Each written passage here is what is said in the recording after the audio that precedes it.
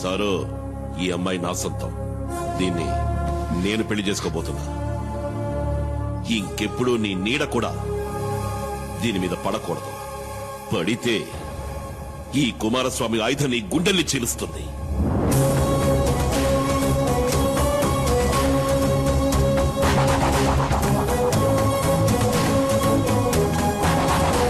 ఆ తర్వాత ఆర్కేని వేరే ఊరికి బదిలీ చేశారు. దాంతో ఆ సమస్య తీరిపోయిందనుకున్నాం. ఇప్పుడు ఆర్కే మళ్ళీ ఇక్కడికి వస్తున్నాడంటే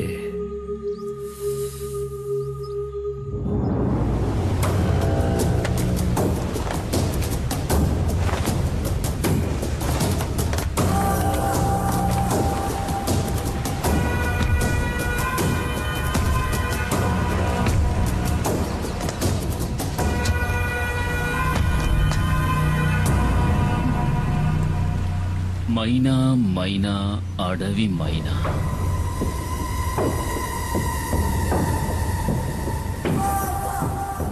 ఎక్కడే నిన్ను చేసుకున్నాడు? నాకు తెలీదు, ఇక్కడ లేడు. అలా చెప్తే ఎలాగే? పెళ్ళానికి తెలియాలి కదా మొగుడు ఎక్కడుండేది. మర్యాదగా చెప్పు, ఎక్కడ వాడు? వేలాయుధంతో జనాన్ని చంపే కుమార్. రేంజర్ సార్, అమ్మాయిని వదిలేండి. మీకేం కావాలని నన్ను అడగండి, చేస్తాను. నాకు కావలసింది ఇది. నువ్వు తారుస్తావా? తప్పుకోరో.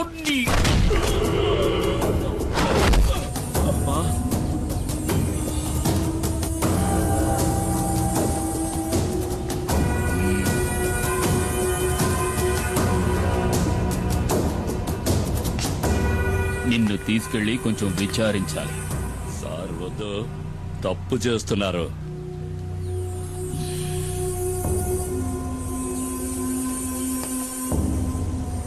ఒక బిడ్డని కన్నా కూడా నీ ఒంట్లో బిగి కొంచెం కూడా తగ్గలేదు. సార్ వద్దు, వదిలేయండి. వదిలేయండి.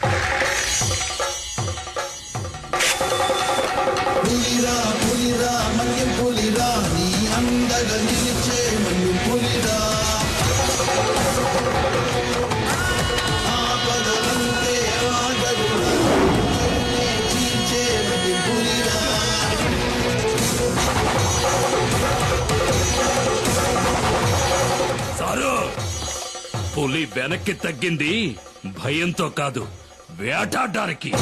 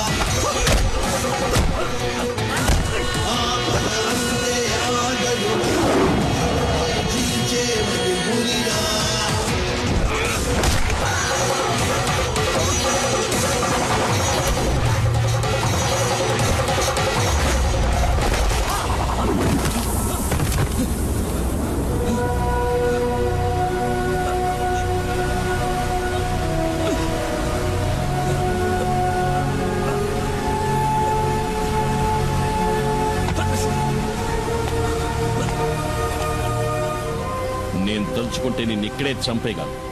ఈ పులియూరు పరిసర ప్రాంతాల్లో ఇంకొకసారి కాలు పెట్టావో ఆ పెట్టిన కాలుని నరికి పారేస్తాను. పోరా ఇక్కడి నుంచి.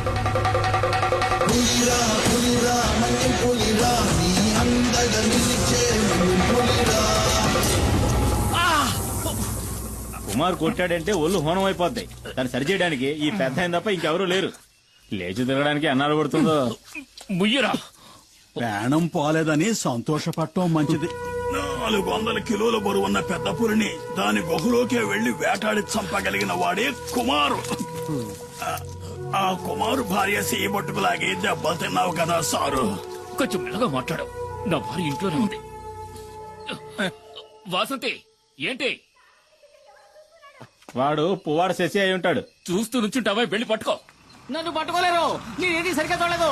ఆవిడ దేంతో చూసి భయపడాల్సింది. ఎవడ్రా నువ్వు? ఏంటా కంగారు? నేను దారిని పోయేవాడిని సార్. దారిని పుచ్చి ఇక్కడ పడ్డాను. ఆగక్కడ.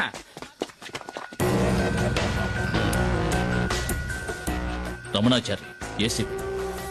ఇన్ఫర్మేషన్ వచ్చింది. రేపు ఉదయం వస్తారనుకున్నాను. నిన్న సాయంత్రం పులియూరుకు వచ్చాను. అప్పుడే తెలిసింది మీకు యాక్సిడెంట్ అయిందని. చూస్తుంటే ఇది యాక్సిడెంట్లా లేదే రేంజర్. ఏదో పులి దాడి చేసినట్టుంది. దిగులు పడకండి, నాకంతా తెలుసు. నేను పులివేటకే వచ్చాను. దానికి ఈ రేంజర్ సహాయం కూడా కావాలి. మీ పేరేమిటండి? దివాకర్ సార్. సరే, మీరిక వెళ్ళొచ్చు. ఈ వైద్యుని కూడా తీసుకువెళ్ళండి. నేను ఈ రేంజర్ తో కొన్ని విషయాలు మాట్లాడాలి. ఇది తమాషా కాదు కుమార్, జాగ్రత్తగా ఉండాలి. ఇంతవరకు పోలీస్ ఆఫీసర్లు ఎవరు నేను వెతుక్కుంటూ ఈ ఊళ్ళోకి రాలేదు. ఇదే మొదటిసారి. కుమార్ ఏం చేశాడని? చూడనా, నువ్వు విషయం తెలియకుండా మాట్లాడుతున్నావు. పులిని చంపిన కేసు అయితే దానికి జామీన్ కూడా ఇవ్వరు. నేనే పులిని చంపానడానికి సాక్ష్యం ఏమిటి? అయ్యో కుమార్, ఎఫ్ఐఆర్ రాసింది ఆర్కే గనుక దానికి సాక్ష్యాలేం అక్కర్లేదు, ఆధారాలు అంతకంటే అక్కర్లేదు. అడవిలో ఏ మృగాన్ని చంపిన కేసైనా రేంజరే స్వయం సాక్షి అవుతాడు. కోర్టుకు అది సరిపోతుంది. అది చాలదన్నట్టు ఆర్కేను కొట్టిన కేసు ఒకటి. దివాకర్ చెప్పింది కూడా నిజమే కుమార్. కొన్నాళ్ళ పాటు నువ్వు ఎక్కడైనా ఉండడం మంచిది. ఎందుకని?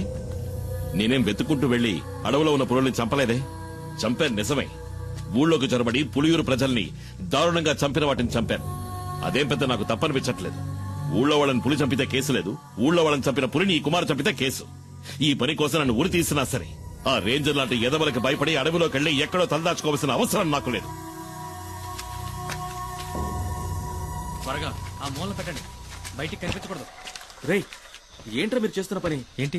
అన్నయ్య కూడా ఓ మాట చెప్పకుండా అర్ధరాత్రి సరుకు తీసుకొస్తే మేమేం చేయగలం? ఎక్కడని దాచగలం? రేయ్, మీ అన్న సహాయం చేస్తానని చెప్పాడుగా, మరేంటి? రేయ్, అన్నయ్య సాయం చేస్తానన్న మాట నిజమే. ఇప్పుడు ఆయన ఆ స్థితిలో లేడురా. ఈ పరిస్థితుల్లో అన్నయ్య వదన్ని చిన్నిని వదిలేసి రాలేడురా. అన్నయ్యతో నేను మాట్లాడతాను. ఆయన ఇంకో బండిని మీకు అరేంజ్ చేసిస్తాడు. సరే, అంతవరకు సరుకు ఈ లారీలోనే ఉండని. అదే ఇంకా ఎందుకు ఆలోచిస్తావు? ఇది చేసేది నీకోసం కూడా. ఆ విషయం మర్చిపోకరా. ఏంటి సింహాద్రి? రండి. ఏంటి విషయం చెప్పు. శంకర్ని నిన్న రాత్రి పోలీసులు పట్టుకున్నారు. రామయ్య కుడిబుచ్చం వాడు. గంజాయిన చుట్టూ వాడికొక్కడికే తెలుసు. ఇప్పుడు ఏం చేద్దామంటావా? ఇప్పుడే దాన్ని పులియూరుకి చేర్చాలి. దానికి ఒక్కటే దారింది కుమార్. అరెస్టోళ్ళు పోలీసులు వెంటనే ఇక్కడికి వస్తారు. వాళ్ళ కళ్ళు గొప్పి లోడు తీసుకెళ్లగలిగిన వాడు ఈ పులియూరులో కుమార్ ఒక్కడే. అదెలా జరుగుతుంది సింహాద్రి? ఈ పరిస్థితిలో కుటుంబాన్ని వదిలి కుమారన్న ఎక్కడికి రాడని మని చెప్పాడుగా. ఆ విషయం నాకు తెలీదు. ఈ సమస్య నుంచి మిమ్మల్ని రక్షించడానికి కుమార్ తప్ప ఇంకెవరూ లేరు. మేమంతా ఎంక్వైరీ చేశామన్నా. ఆ రేంజర్ ఇప్పుడు హాస్పిటల్లో ఉన్నాడు. మీకు వ్యతిరేకంగా హత్యానేరం కింద కేసు రిజిస్టర్ చేశాడు. అది కాక పులిని చంపిన కేసు ఒకటి. మేం వెళ్ళడానికి నువ్వు చెప్పిన జీప్ సరిపోతుంది. మిమ్మల్ని పోలీసులకు అప్పచెప్పి ఇక్కడి నుంచి వెళ్ళడానికి మనసు రావడం లేదన్నా. ఇప్పుడు వాళ్ళకి దొరికావంటే జామీన్ మీద కూడా బయటికి రానివ్వకుండా జైల్లో వేస్తారు. అన్నా, ఆలోచించుకునే టైం లేదు. పోలీసులు పెద్ద ఎత్తున బయలుదేరారంట. నువ్వు నీ కుటుంబం మాతో పాటు వచ్చేయండి. ఈ అడవి దాటితే చాలు మనల్ని ఆ తర్వాత పోలీసులు ఏం చేయలేరు. ఇది కన్ఫర్మ్.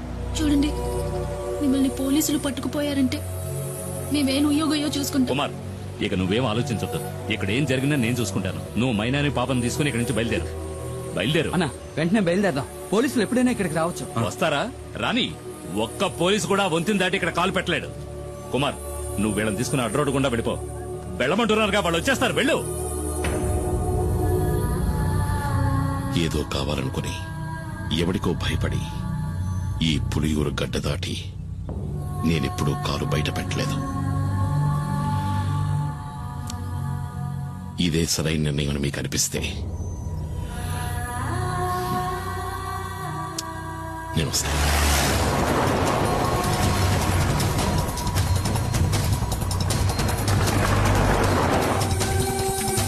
అన్న త్వరగా రండి.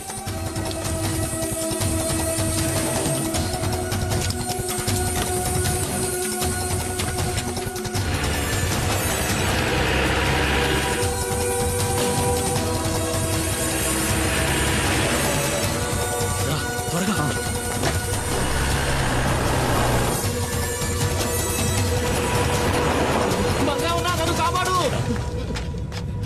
ఏంట్రా? పోలీసులు ఎన్కౌంటర్ చేయాలని చూస్తున్నారు. ఎందుకు? ఆ రేంజర్ పిల్లలు స్నానం చేస్తుంటే తెలియక తొంగి చూసారన్నా. కమాన్, నువ్వు వెళ్ళి ఇక్కడి నుంచి. నేను వంతుని పేల్చేయబోతున్నాను.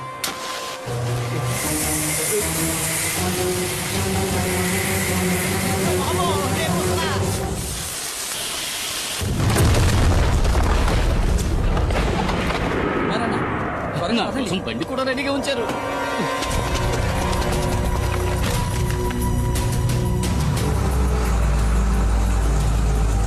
వాడు కుమారే కదా? అవును సార్, వాడు కూప్ రోడ్ దారి నుంచి తప్పించుకోవాలని చూస్తున్నాడు. మనం ఎస్టేట్ దారిలో వెళ్ళామంటే అడవి దాటేలోపు పట్టుకోవచ్చు. Don't waste time, move fast. Sir,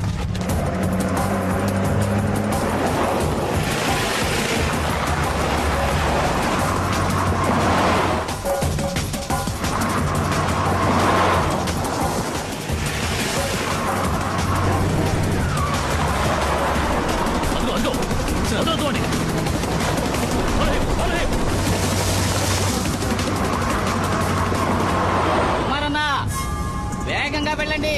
నేను చెప్పే వరకు బండి రాబోతు.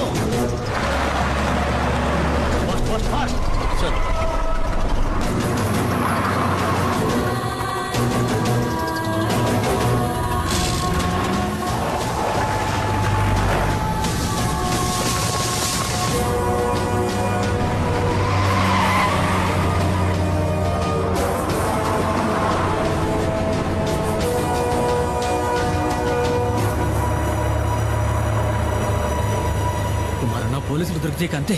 లారీ మొత్తం గంజాయే. ఎలాగైనా సరే ఈ అడవి దాటుకుని మా ఏరియాలోకి ప్రవేశిస్తే ఏ రిస్క్ ఉండదు. అక్కడ నిన్ను ఎవరూ ఏం చేయలేరు. నన్ను నమ్ము.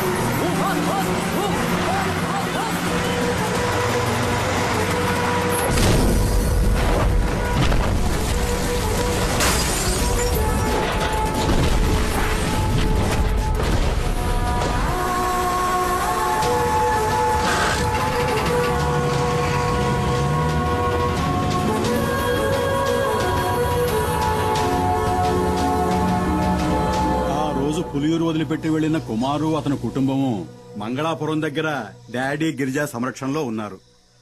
ఇక్కడున్న కేసును మాఫీ చేయిస్తానని చెప్పి ఆ డాడీ గిరిజా కుమార్కి మాటిచ్చాడు. బాధపడొద్దు, అతను తప్పకుండా తిరిగి వస్తాడు. నీ గురించి నేను చెప్తాను, తప్పకుండా సహాయం చేస్తాడు. బాబు, అడగటం మరిచాను, ఆ కుమారుతో ఎవరొచ్చారని చెప్పాలి?